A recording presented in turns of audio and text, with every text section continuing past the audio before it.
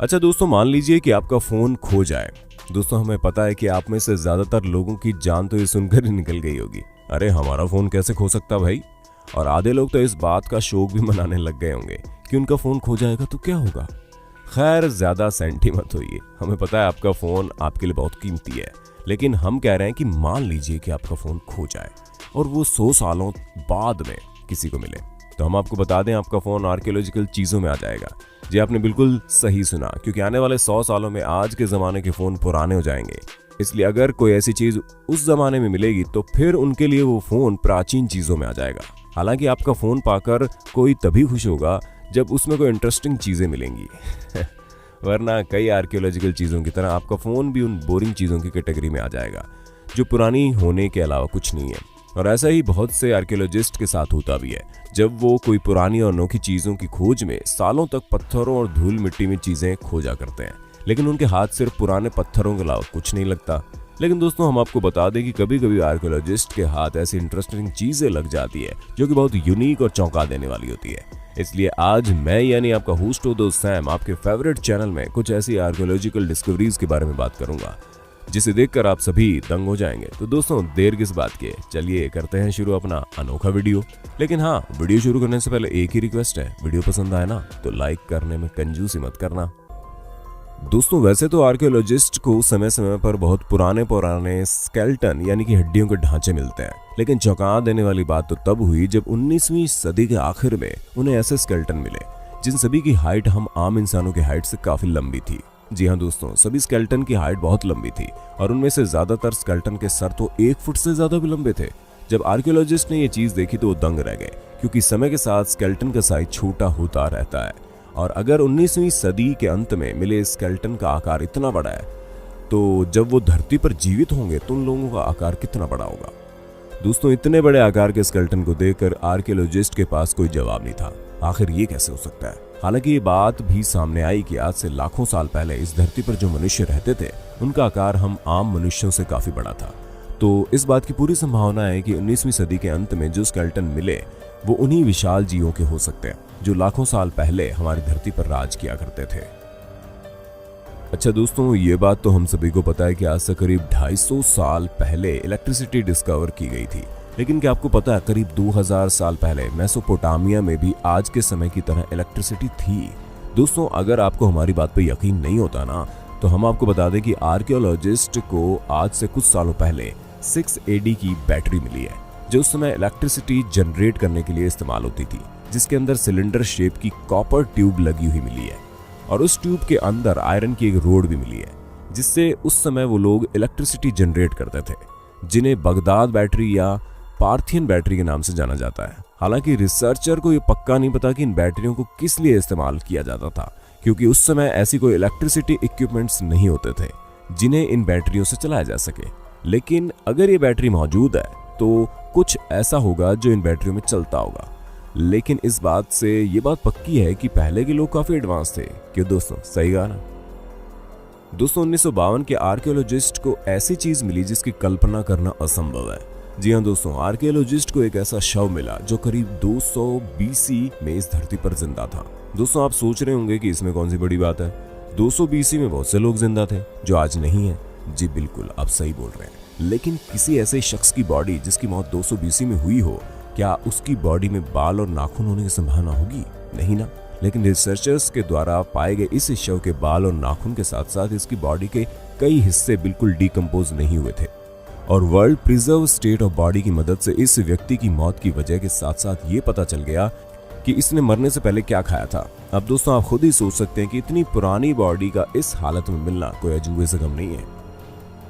अच्छा दोस्तों, जब आप कोस्टा रिका शब्द सुनते होंगे तो आपके दिमाग में पहली चीज क्या आती है? हमें पता है ये नाम सुनते ही आपको पैसिफिक ओशियन और अरेबियन सी के पास मौजूद बड़ी सुंदर सी जगह याद आती होगी, जहां पर बड़े से रेन फॉरेस्ट, सुंदर सा बीच और सैकड़ों की संख्या में बड़े बड़े गोल आकार के पत्थर। दोस्तों, आप सोच रहे होंगे कि सुंदर बीच और रेन फॉरेस्ट तो ठीक है, लेकिन इन गोल आकार के पत्थरों का क्या राज है? तो दोस्तों, इसके लिए आज से करीब 90 साल पीछे चलते हैं, जब कोस्टा रिका में यूनाइटेड फ्रूट कंपनी ने उस जगह पर केले के प्लांटेशन के लिए एक सही जगह ढूंढने की सोची। और जब यहाँ खुदाई की गई तो सैकड़ों की संख्या में गोल आकार के बड़े बड़े पत्थर मिले। हालांकि उनमें से कुछ पत्थरों का डायमीटर कुछ इंची था, लेकिन कुछ पत्थर बहुत बड़े थे। हालांकि आर्कियोलॉजिस्ट को पत्थरों के बनाए जाने की असली वजह तो नहीं पता चल पाई, लेकिन कहा जाता है कि जिस समय के ये पत्थर हैं उस समय कम्युनिटीज को डिवाइड करने के लिए उन पत्थरों को डिवाइडर की तरह यूज किया जाता था, क्योंकि बड़े बड़े पत्थरों को गोल शेप देना उस समय चलन में था। दोस्तों, ऑस्ट्रेलिया के एक टाउन में जब आर्कियोलॉजिस्ट जमीन के अंदर रिसर्च कर रहे थे, तब उन्हें कुछ ऐसा ऑब्जेक्ट मिला जो हूबहू नोकिया मोबाइल फोन जैसा था।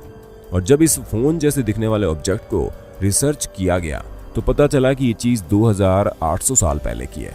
जी हाँ दोस्तों, ये ऑब्जेक्ट काफी पुराना था और ये क्या था ये तो साइंटिस्ट को पता नहीं चला, लेकिन इस ऑब्जेक्ट की मिट्टी और इसके अंदर जिन चीजों का प्रयोग किया गया था वो काफी पुरानी थी, जिसके बारे में जानकर आर्कियोलॉजिस्ट भी दंग रह गए। और इसमें लिखी लैंग्वेज से पता चला कि यह ऑब्जेक्ट ऑस्ट्रेलिया का नहीं है बल्कि मेसोपोटामिया का है। अब ये ऑब्जेक्ट क्या है और कैसे ऑस्ट्रेलिया में आ गया, इस बात का कुछ भी पता नहीं चला। वैसे दोस्तों, आपको इतने पुराने ऑब्जेक्ट को देखकर क्या लगता है? क्या सच में ये इतना पुराना हो सकता है? अपना जवाब कमेंट में दीजिए। दोस्तों, चाइना के एक बहुत ही प्रसिद्ध राजा, जिन्होंने अपने टाइम में चाइना के लोगों के लिए काफी भलाई वाले काम किए, और जब वो 30 साल के थे तब उनके दिमाग में अपनी आर्मी को हमेशा हमेशा के लिए जिंदा रखने का आइडिया आया, जिस वजह से उन्होंने अपनी आर्मी के लोगों की मूर्तियां बनवाई, जिनकी संख्या 8000 से ज्यादा है। दोस्तों, इस विशाल आर्मी की खोज 1976 में रिसर्चर्स के द्वारा की गई, जिसे देखकर सभी लोग चौंक गए कि कोई इस तरह की अतरंगी चीजें कर सकता है, क्योंकि इतनी बड़ी आर्मी के साथ साथ हॉर्सेस का पुतला बनवाना कोई आसान बात नहीं है। क्यों दोस्तों, सही गाना। दोस्तों, मोआ नाम की बर्ड्स आज से बहुत साल पहले 15th सेंचुरी में पाई जाती थी, जिसकी लंबाई 4 मीटर और वजन 250 किलोग्राम होता था। दोस्तों, इस बात से पता लगा सकते हैं कि बर्ड्स कितनी विशाल थी। लेकिन कुछ सालों पहले रिसर्चर को न्यूजीलैंड में इस बर्ड का कटा हुआ पैर मिला, जो कि बहुत ज्यादा पुराना नहीं था। अब रिसर्चर को यह समझ में नहीं आ रहा कि जो बर्ड आज से करीब 500 साल पहले इस धरती पर पाई जाती थी, उसका कटा हुआ पैर इस समय कैसे मिल सकता है, क्योंकि ये बर्ड अर्ली मैन के टाइम में पाई जाती थी और करीब 500 साल पहले इस बर्ड का अस्तित्व हमारी धरती से धीरे धीरे कम होने लगा। लेकिन इस तरह अचानक से इस बर्ड का पैर मिलना रिसर्चर के लिए काफी चौंकाने वाला था, जिसे देखकर वे समझ ही नहीं पा रहे थे क्या सच में इतनी बड़ी और विशाल बर्ड्स हमारी धरती पर वापस आ गई है। वैसे दोस्तों, ऐसा होना तो नहीं चाहिए, क्योंकि ऐसी बर्ड्स अगर हमारी पृथ्वी पर वापस पैदा होने लग गई तो हम इंसानों के लिए खतरा बढ़ सकता है। दोस्तों, कुछ सालों पहले एक 4 मीटर लंबा जीसस का श्राउड मिला, जिसके बारे में ज्यादातर लोगों का मानना है कि वो असली है, लेकिन रिसर्चर ने इसे असली मानने में हाँ नहीं भरी।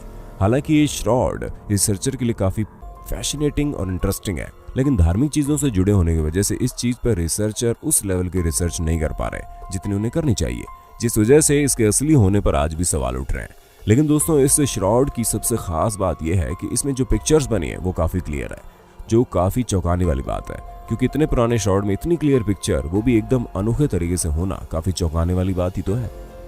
दोस्तों, 2013 में रिसर्चर को एक ऐसे हाथी का शव मिला जो सैकड़ों साल पुराना था, और जब रिसर्चर उसके शव पर रिसर्च करने के लिए उस हाथी के शव को काटने चले तो उन्होंने देखा कि सैकड़ों साल पुराने हाथी के शव से एकदम फ्रेश खून निकल रहा है, जो कि काफी चौंकाने वाली बात थी, क्योंकि इतने पुराने शव से इस तरह से खून बहना कोई आसान काम नहीं है।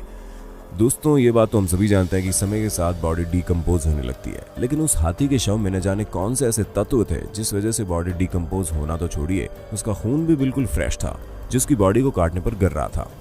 वाकई कभी कभी कुदरत ऐसे अजूबे दिखाती है जिसकी हम कल्पना भी नहीं कर सकते। क्यों दोस्तों, सही गाना। दोस्तों, सन 1936 में एक जाने माने रिसर्चर W. एमरी, जिन्होंने बहुत सी डिस्कवरीज की थी, उन्होंने एक ऐसी डिस्कवरी की जिसके अस्तित्व के बारे में कुछ भी कहना बहुत मुश्किल है। लेकिन जब ये आर्कियोलॉजिस्ट पुरानी मिट्टी में कुछ अलग खोजने की कोशिश कर रहे थे, तब इनके हाथ एक अजीब सी राउंड शेप ब्लेड लगी, जो दिखने में एक कार के हैंडल जैसे थी। लेकिन जब रिसर्च किया गया तो बिल्कुल भी ये हैंडल या बाकी चीज के पार्ट से मेल नहीं रखी थी, और तो और ये बहुत पुरानी थी। जब एमरी को ये समझ नहीं आ रहा था कि ये चीज क्या है, क्योंकि पुरानी होने की वजह से ये आर्कियोलॉजिकल फील्ड में काफी जिज्ञासा बना रही थी, क्योंकि पुरानी होने के साथ साथ इसका शेप भी काफी एडवांस था, जिससे पता चलता है कि पुराने समय में लोग इस तरह के आइडिया पर काम करते थे। दोस्तों, आज के लिए बस इतना ही। वक्त है आपसे अलविदा लेने का। आपको हमारी वीडियो कैसी लगी कमेंट में बता दो, और ऐसे इंटरेस्टिंग वीडियोस लगातार देखने के लिए हमारे चैनल को लाइक, शेयर, सब्सक्राइब तो जरूर करना।